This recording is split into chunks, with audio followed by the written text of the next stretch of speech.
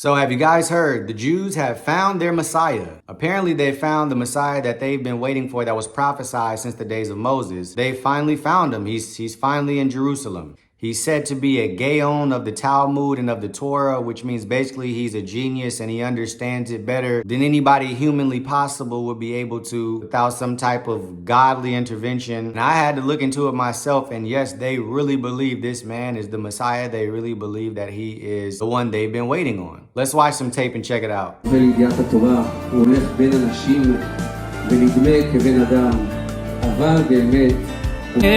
כבן אדם באומנם בני תמותם וחי חיי אצילות. I mean, this is serious stuff, you guys. This is end time prophecy stuff. And it goes right in line with us being at the end of 6,000 years.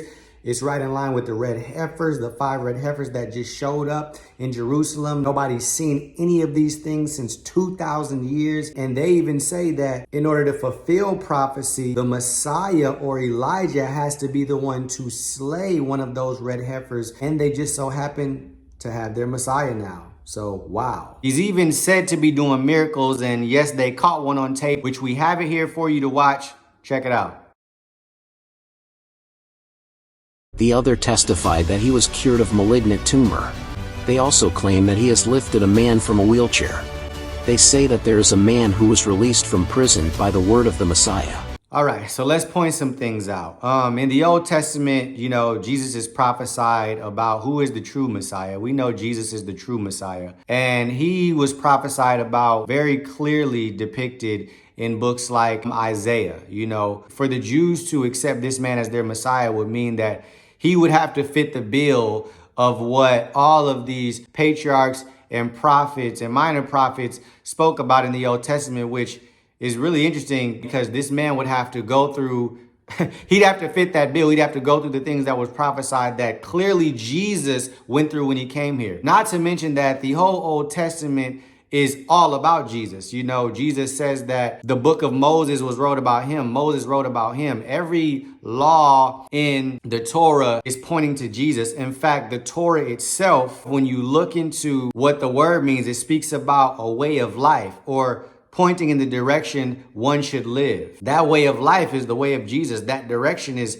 pointing you in the way to walk and to become who Jesus is. That's exactly what the law is describing. It's describing the person of Jesus, his attributes, the way that he would react, his personality, his virtues. It's describing a person. We even see that when you look at the word Torah in ancient Hebrew and you look at what it means when you spell it out. This is the word for Torah in ancient Hebrew. This is the way that it was spelled. And the Torah is the first 5 books of the Bible. This is how you spell the word Torah. Behold, this is Hey, the man, this is Resh, nailed, this is Vav, to the cross. This is Tav. Behold the man nailed to the cross. That's exactly what this word spells. It's all pointing to Jesus. It's all about Jesus. Needless to say, all the feast days that are described in the Old Testament are all about Jesus. The Sabbath is about Jesus. All the laws are describing who Jesus is. But there's a reason why the Jews don't know this, and we'll get into that. Now, getting back to this miracle that this Messiah performed.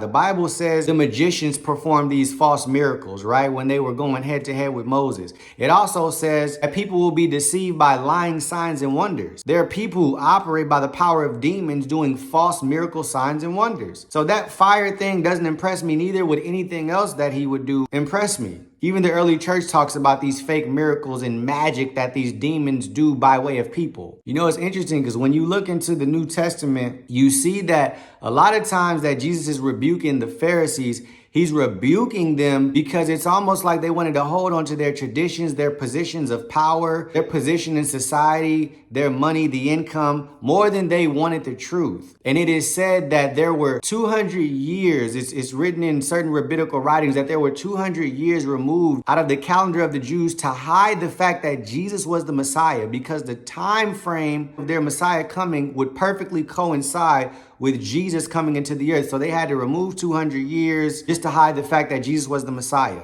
I mean, we're just scratching the surface. I want to go a lot deeper, but you guys are going to have to head over to my Patreon page. This is just not the type of platform to share some of the things that I'm about to share with you guys. It's gonna get deep. So head over to my Patreon account. I'm gonna leave the link in the description of this video. I'll also leave it right over here. So go ahead, head over, subscribe, and I will see you guys there. God bless and shalom.